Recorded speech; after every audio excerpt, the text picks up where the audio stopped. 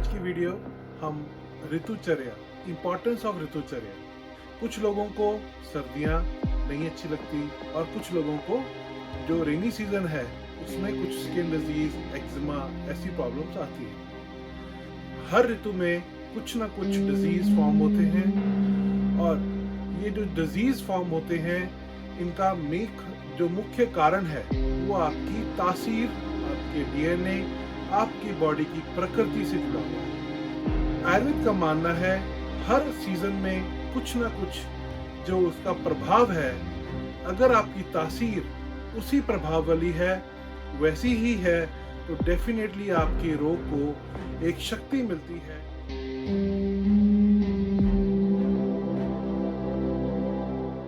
Hi friends, मैं वैद्य Karanvir Singh from Chandigarh Ayurveda centre. आज की वीडियो हम ऋतुचर्या, सीजन चेंजिंग्स पे, मतलब इम्पोर्टेंस ऑफ ऋतुचर्या। हम सबको पता है जब भी कोई सीजन चेंज होता है तो हमारी बॉडी का मेटाबॉलिज्म, हमारी भूख, हमारी बॉडी का टेम्परेचर, इन सब चीज़ों में भी चेंजेस आती हैं और इनके साथ हमारी अपनी इम्यूनिटी पे भी पर कुछ प्रभाव पड़ता है। कुछ लोगों को सर्दियाँ नहीं अच्छी लगती, कुछ लोगों को समझ नहीं सहन होती और कुछ लोगों को जो रेनी सीजन है उसमें कुछ स्किन डिजीज, एक्जिमा ऐसी प्रॉब्लम्स आती हैं। तो दोस्तों, आयुर्वेद में ऋतुचर्या का एक प्रॉपर व्याख्या, एक प्रॉपर डेफिनेशन दी गई है।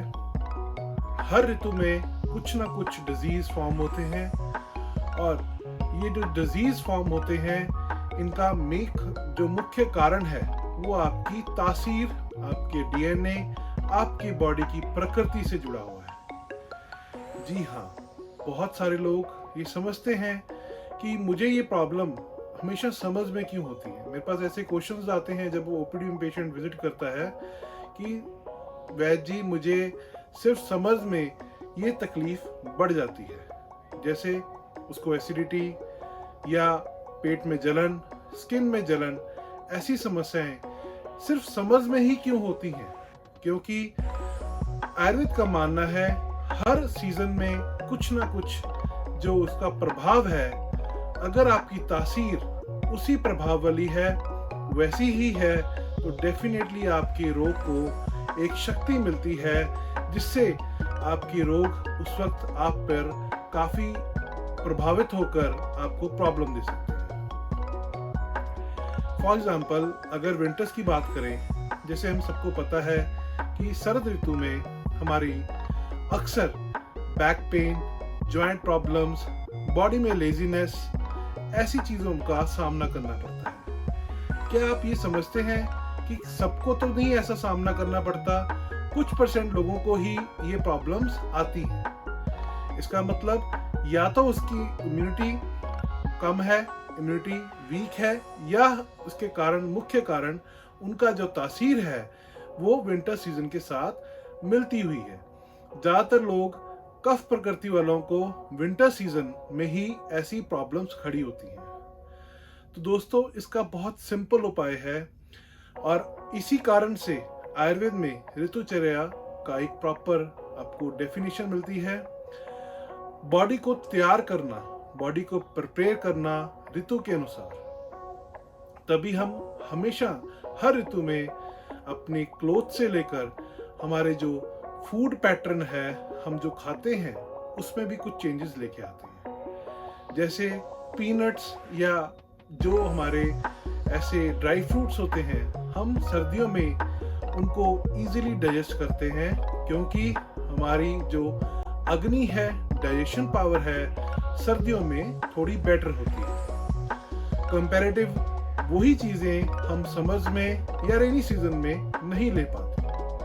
अगर ये चीज़ों को हम थोड़ा सा समझकर फॉलो कर लें तो मैं मानता हूँ हम काफ़ी हद तक ये समझ जाएंगे और हमारी बॉडी इतनी प्रिपेयर हो जाएगी कि ये चीज़ों के कारण जो आपको बीमारियां होती हैं वो नहीं होगी और हॉस्पिटल्स में लंबी लंबी जो लाइंस लगती हैं वो भी नहीं लगेंगी। तो सिर्फ इतना ही है कि आयुर्वेद को अगर आप समझकर अपनाएं और अपने लाइफस्टाइल में इसको इंडल्ज कर लें तो मैं मानता हूँ आयुर्वेद एक ऐसी साइंस है जो आपकी आयु के साथ और आपके दिनचर्या, ऋतुचर्या, आहार और विहार, इन सब का बहुत ही अच्छा आपको देखरेख और आपको ज्ञान देती है।